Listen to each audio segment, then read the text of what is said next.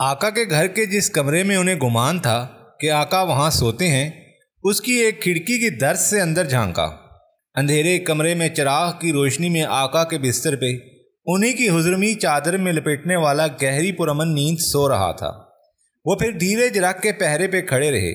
دیوار یا دروازہ پھلاننا عربوں میں قتل سے بڑا جرم سمجھا جاتا تھا۔ وہ تو قتل کے ارادے سے آئے تھے، گھر میں خواتین کی موجودگی میں دیوار پھلان کے قتل سے بڑا جرم کیوں کرتے؟ صبح تک وہیں کھڑے رہے۔ ادھر آقا سیدنا ابو بکر کے گھر پہنچ گئے۔ سیدنا تیار بیٹھے تھے۔ ایک لمحے میں دونوں گھر کے پچھواڑے کی کھڑکی کی طرف لپکے، جدھر دو سفید اونٹنیاں تیار کھڑی تھیں۔ سیدنا ابو بکر کی بڑی 27 سالہ بیٹی اسما نے ذات راہ کے لیے ناشتہ دان تیار کیا ہوا تھا۔ آقا اور سیدنا کی جلدی میں سفر پہ نکلنے کو دیکھ کے اپنی لمبی قبا کی کمر پر بندھے گھٹنوں تک لٹکے ربن نما کمر پوش کو کھول کے اسی سے ڈوری بنا کے آقا کا ناشتہ دان والا تھیلا باندھا اور ذات النطاقین کا خطاب پایا۔ بعد میں سیدنا ابو بکر کے اندھے والد ابو قحافہ نے سیدنا اسما سے پوچھا، تمہارا باپ سارا مال اسباب تو ساتھ نہیں لے گیا، کچھ تو تم لوگوں کے لیے بھی چھوڑا؟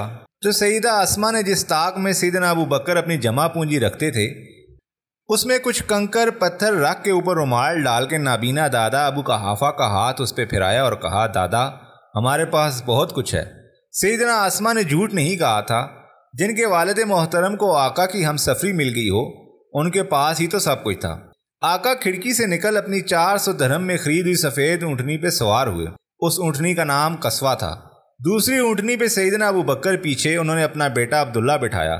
دونوں اونٹنیوں کا رخ بجائے شمال مغرب میں شہر یثرب کے، اسی کے عین الٹ جنوب مشرق میں یمن کی طرف تھا۔ شہر مکہ سے دور جاتے ہوئے آقا کا دل غمگین تھا۔ آپ نے فرمایا، اے اللہ، آپ نے مجھے اس شہر سے نکالا جو مجھے تمام شہروں میں سب سے زیادہ محبوب تھا۔ اب میری سکونت اس شہر میں فرمائیے گا جو آپ کو سارے شہروں سے محبوب ہو۔ آقا مکے سے باہر جا رہے تھے۔ شہر مکہ سے 4.5 کلومیٹر کے فاصلے پہ 760 میٹر کی بلندی کا ایک پہاڑ ہے، جبل سور۔ بلندی کے لحاظ سے مکہ کی دوسری طرف کے پہاڑ جبل نور سے بھی 120 میٹر بلند۔ اس پہاڑ کی بلندی پہ بھی ایک غار ہے۔ اس وقت بھی وہ اتنی ہی تھی جتنی آج ہے، دہانہ جس کا 1 گز چوڑا، دہانے کے الٹ میں آدھے گز کی درز، چھت کی چٹان 6 فٹ سے ذرا کم کا، اور آدمی کوئی کھڑا ہو تو سر غار کی چھت کو چھو لے۔ اندر بس اتنی جگہ کہ 2 آدمی بمشکل پاؤں پھیلا کے لیٹ سکیں۔ غار ہرا کی طرح غار سور بھی اللہ کی طرف سے ٹیلر میڈ لگتی ہے، این سائز پہ بنی۔ غار ہرا کے اندر گنجائش ہی 1 کی اور غار سور میں جگہ صرف 2 کی۔ غار تک پہنچنے سے بہت پہلے پہاڑ پہ اندھیری رات میں چڑھتے ہوئے دونوں سفید اونٹنیاں واپس کر دی گئیں، جنہیں سیدنا ابو بکر کے بیٹے عبداللہ واپس لے گئے۔ عبداللہ کے پیچھے سیدنا ابو بکر نے اپنے غلام عامر بن فہیرہ کی ایک ذمہ داری لگائی تھی۔ ذمہ داری یہ تھی کہ وہ اپنا کثیر بکریوں کا ریوڑ اسی راستے پہ چلا کے بظاہر بکریاں چراتا پھرے گا۔ مقصد اونٹنیوں کے قدموں کے نشانات گم کرنا تھا۔ عامر بن فہیرہ کو اسی وجہ سے سیدنا ابو بکر نے سیدنا بلال بن رباح کے ساتھ ہجرت نہیں کرنے دی۔ سیدنا ابو بکر نے سارے انتظامات طے کیے ہوئے تھے۔ بیٹے عبداللہ کا ذمہ تھا کہ وہ شام کو آ کر مکہ کی ساری اہم خبریں بتائے گا، دشمنوں کی چالوں سے آگاہ کرے گا۔ عامر بن فہیرہ روز عبداللہ کے آتے جاتے قدموں پہ بکریوں کا ریوڑ لیے انہیں چراتا پھرے گا اور ہر روز غار میں آ کر بکریوں کا تازہ دودھ دھو کے پلائے گا۔ وہاں رہنے کے لیے انہوں نے کچھ دن سوچے تھے، کم از کم اس وقت تک جب تک ان کی تلاش کرنے والے تھک نہ جائیں یا اپنی تلاش کا رخ ان کی طرف سے موڑ نہ لیں۔ اس سب کے بعد اصل سفر شروع ہونا تھا۔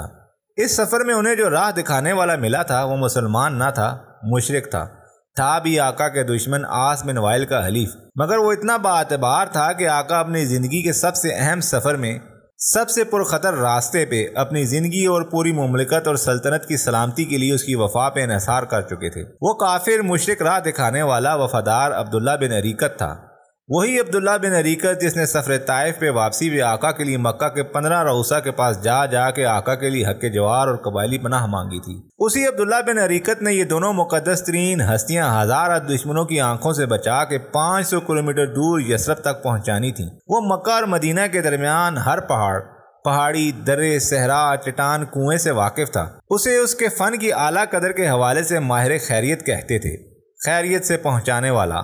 عبداللہ بن اریکت کو غار سور کے دہانے اس وقت آنا تھا جب آقا کی طرف سے اذن سفر مل جاتا۔ سیدنا ابو بکر کے بیٹے عبداللہ آل کلیئر کا سگنل دے دیتے، مگر اس رات تو ابھی جبل سور کی بلندی پہ واقع غار سور تک پہنچنا تھا۔ اونٹنیاں واپس بھیج دی گئیں۔ پہاڑ کی سنگلاخ چٹانیں، کہیں نوکیلے پتھر، کہیں کھائیاں، کہیں پاؤں دھرنے کی بھی پوری جگہ نہیں، کہیں پتھروں سے پھسل کے ہزاروں فٹ گہرائی میں گرنے کا خوف، پھر ویرانہ جنگل، راہ میں کوئی بھی موذی جانور ہو سکتا تھا۔ اندھے راستے پہ پہاڑ کی پرخطر راہ پہ ساتھ چلنے والے سیدنا ابوبکر کا اضطراب، اشتیاق اور پریشانی دیدنی تھی۔ کبھی سیدنا ابوبکر احترام میں 2 قدم پیچھے چلتے، کبھی ہچکچا کے لپک کے آگے آتے، کبھی دائیں طرف آقا کے ہو جاتے، کبھی اچھل کے آقا کے بائیں طرف آ جاتے۔ آقا نے ایک بار پوچھ لیا، ایسا کیوں ابوبکر؟ اندھیری رات میں سیدنا ابوبکر کی آنکھوں میں ماہ کامل کی محبت کا نور چمکا، آنکھیں ان کی بھیگ گئیں، گردن کی رگیں پھول گئیں، ہونٹوں سے کچھ کہنے کو بول جم گئے۔ کچھ لمحے یوں ہی بولنے نہ بولنے کے تذبذب میں رہے، پھر آہستگی سے عرض کی، آقا جس طرف سے گمان ہوتا ہے کہ کوئی خطرہ ہے، میں اس طرف ہو جاتا ہوں۔ آقا نے فرمایا، ابوبکر اپنی جان کا تمہیں کوئی خطرہ نہیں۔ سیدنا ابوبکر کی بولٹی بولٹی وجد فداکاری میں پڑکی، سر سے پاؤں تک ان کے جیسے کوئی ارمان جاگا اور وہ زیری لبی بولے، آقا یہ جان تو قربان ہونے کے لیے ہے۔ غار آ گئی۔ سیدنا ابوبکر پہلے خود اندر گئے، اطمینان کیا کہ اندر کوئی موذی جانور تو نہیں۔ سر کی پگڑی اتار کے غار کے فرش کے پتھروں کو صاف کیا، غار کے کونے کھدروں میں اپنی پگڑی سے پھاڑ پھاڑ کے کپڑے کی قطریں گھسیڑیں۔ جب اطمینان ہوا تو عرض کی، آقا آپ تشریف لائیے۔ غار کے ایک کونے میں کوئی درز رہ گئی تھی، ادھر کسی موذی جانور کی حرکت محسوس ہوئی تو اس درز میں ایڑی ٹھونس دی۔ آقا تھکے ہوئے تھے، سیدنا ابوبکر نے آقا کو سینے کا سرہانہ بنا کے سلا دیا۔ ادھر غار کی درز میں متحرک کسی سانپ نے سیدنا ابوبکر کی ایڑی ڈس لی۔ درد سے سیدنا ابوبکر کا پورا جسم کانپا، مگر انہوں نے خود کو ہلنے نہ دیا، کہیں آقا کی تھکی آنکھ نہ کھل جائے۔ درد آخر درد تھا۔ سیدنا ابوبکر کی آنکھوں سے آنسو نکلے، ٹپ ٹپ سیدنا کے آنسو رخ آقا پہ گرے۔ آقا کی آنکھ کھل گئی، پوچھا، ابوبکر کیا ہوا؟ ابوبکر درد کو بھول گئے، آقا کی نیند کیوں خراب ہو گئی؟ عرض کیا، آقا سو جائیے، مگر تمہارا جسم کانپ رہا ہے، کیا ہوا؟ عرض کرنا پڑا، ایڑی پہ کسی موذی نے کاٹ لیا ہے۔ آقا نے ایڑی پہ لعاب مبارک انگلی سے چھو کے لگایا۔ درد ساری نسل کا سیدنا ابوبکر سے سلب کر لیا۔ ساری زندگی سیدنا ابوبکر کو اس ایڑی میں درد نہیں ہوا۔ صبح ہو گئی، وہ رات 27 صفر 14 سال نبوی بمطابق 14 اگست 622 تھی، جب آقا ہجرت کے لیے مکہ سے نکلے تھے۔ وہ گزر گئی۔ دن کو عبداللہ بن ابوبکر مکہ کی خبریں لے کر آ پہنچے۔ پتہ چلا ابو جہل اور اس کے ٹولے نے صبح کی سفیدی تک آقا کے دروازے پہ انتظار کیا، پھر بے صبر ہو کے عربوں کی صدیوں پرانی پرمپرا اور عزت و ناموس کے تحفظ کی رسم توڑ کے کھڑکی کے پٹ کھول کے کمرے میں داخل ہوئے۔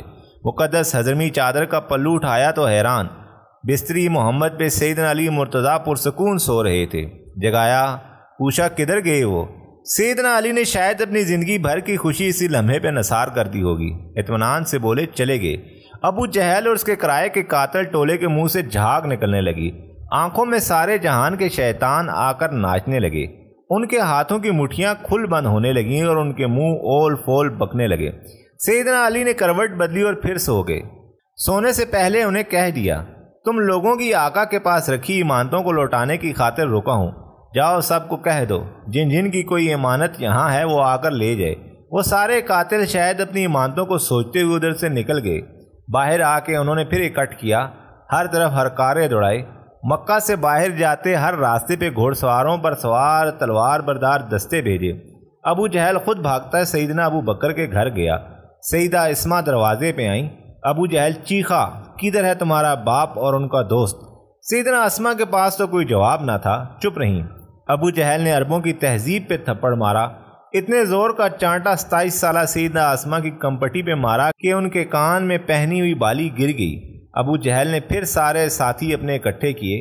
اس بار طے ہوا کہ اعلان کر دیا جائے کہ جو کوئی نعوذ باللہ رسول اللہ کو زندہ یا مردہ پکڑ کے لائے، اسے ایک انسان کے قتل کے برابر دی جانے والی دیت سے بڑھ کے 100 سرخ اونٹ دیے جائیں گے۔ مکہ میں لاٹری کا جیسے اعلان ہو گیا، جس کے پاس جو سواری تھی وہ اس پہ بیٹھ کے اپنی قسمت آزمائی پہ نکل پڑا۔ ابو جہل اور اس کے ساتھیوں نے مکہ سے مدینہ جاتے راستے کی ساری گرد اپنے نصیبوں میں ڈال لی، مگر ان کے ہاتھوں کچھ نہ آیا۔ 27 صفر 14 سال نبوی 14 اگست 622 کی جس رات آقا اور سیدنا ابو بکر مکہ سے نکلے تھے، اس دن جمعہ تھا۔ اس رات کے علاوہ ہفتہ اور اتوار تینوں راتیں آقا اور ان کے دوست نے اسی غار ثور میں گزاریں۔ تیسری رات سے پہلے دن ڈلے ابو جہل، ابو سفیان بن حرب اور امیہ بن خلف اپنے ساتھیوں کو اس علاقے کے سب سے بڑے کھوجی کو لے کر چل پڑے۔ खोजी अरब के खोए हुए कदमों के निशान भी ढूंढ लेते हैं। वो खोजी भी कोई आम खोजी ना था, अपने इल्म का माहिर। बकरियों के कदमों में गुम हुए सफ़ेद 2 ऊँटनियों के कदमों को पहचानते पहचानते वो उन सब को ऐन जबल सोर गार सोर पर ले आया। वहाँ आके बोला, यहाँ से आगे पीछे दाएं बाएं निशान कहीं नहीं जाते, यहीं हो सकते हैं। सामने गार थी। आका और सैयदना अबू बकर के वो सब इतने करीब आ चुके थे कि उनकी सारी बातें सुनी जा सकती थीं, सुनाई दे रही थीं। एक उनमें से बोला, सामने वाली गार में जाके देखते हैं। सैयदना अबू बकर घबरा गए, बोले, अगर इनमें से किसी ने झुक के अपने कदमों की तरफ देख लिया तो हम नज़र आ जाएंगे। आका ने फरमाया, गम न कर, अल्लाह हमारे साथ है। फिर फरमाया, हम वो 2 हैं जिनका तीसरा अल्लाह है। फिर बाहर खड़े दुश्मनों की आपस में बातें होने लगीं। कुछ कदम गार की तरफ बढ़े, फिर एक भारी सी थकी बोसीदा आवाज़ आई। बोलने वाला उमैया बिन खल्फ था। बोला, इस गार के दहाने को तो देखो, इस पर मकड़ी का जाला तो मोहम्मद की पैदाइश से भी पुराना है। उधर देखो, कबूतरों की जोड़ी और उनका घोंसला ऐन गार के दहाने पे। कबूतरी भी अंडों पे बैठी है। आगे ये इतना बड़ा दरख्त सालों का उगा लगता है। हटो चलो, वक्त ज़ाया ना करो। उन्होंने हकारत और गुस्से से खोजी को कोहनी मारी और ज़ेर लब बोला, वक्त बर्बाद किया हमारा। फिर वो किसी और रास्ते निकल गए। आने वाली रात के आखिरी पहर अतवार को बनी अल दैल का अब्दुल्ला बिन अरीकत दोनों सफ़ेद ऊँटनियाँ लेकर पहुँच गया। साथ आमिर बिन फ़हीर रज़ी अल्लाह ताला अन्हो भी थे। उनकी बकरियाँ अब्दुल्ला बिन अबू बकर मक्का वापस ले गया। खुद आमिर बिन फ़हीरा सैयदना अबू बकर के पीछे बैठे। आगे आका की ऊँटनी कसवा थी और वो दोनों ऊँटों की महार को पकड़े एक अल्लाह को न मानने वाला सिर्फ आका का शिदाई अब्दुल्ला बिन अरीकत रहनुमा बना बड़े एतमाद से चल रहा था। आका को पकड़ के लाने का लालच उसने भी सुना होगा। उसे कहने को जो मजदूरी या इनाम आका या सैयदना अबू बकर ने तय किया होगा वो यकीनन सुर्ख ऊँटों से बहुत कम होगा, मगर तारीख के पन्नों में शायद अल्लाह ने यह भी लिखवाना था कि सभी उसके मुनकिर बुरे नहीं होते। कुछ तो इतने अच्छे होते हैं कि हमारे रहनुमा की रहनुमाई के फ़र्ज भी उन्हीं के ज़रिए पूरे किए जाते हैं। बाद के दिनों में पूरा अरब मुसलमान हो गया, अब्दुल्ला बिन अरीकत समेत। मगर इस सफ़र में अब्दुल्ला बिन अरीकत ने कमाल महारत से रहनुमाई की। पहले वो जबल सौर से मक्का से जद्दा की तरफ साहिल समुंदर की तरफ गया। फिर साहिल से ज़रा पहले उसने मोड़ दाएं तरफ शुमाल को लिया। राह में मदीना जाती शाहरा को काट के उस रास्ते के शुमाल में दूर तक चला गया। यूँ वो अंग्रेज़ी लफ्ज़ एस के ऊपर एस बनाता हुआ मदीना के रवायती रास्ते को कभी दाएं होता कभी बाएं। राबिया के मकाम से वो बदर तक साहिली पट्टी पे रवायती रास्ते से बहुत दूर मनान से उस मुकद्दस काफ़िले को ले जाता रहा। फिर बाकी का रास्ता भी उसने साहिली सिमत रखा। वो इन रास्तों का भेदी था, एक अल्लाह का मुनकिर, मगर मेरे आका के हुस्न अखलाक और ईमानत का ग़ुलाम।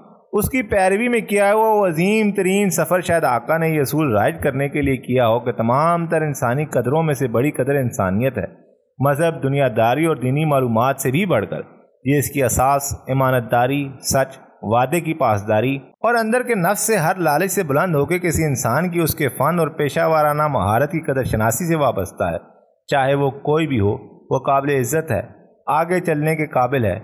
राह में सैयदना अबू बकर ने एक ऊँटों के रेवड़ वाले से दूध लेकर आका को पिलाया। फिर कुछ बकरियों वाले से दूध लेकर वो आए। आगे फिर राह में 2 वाक़या हुए।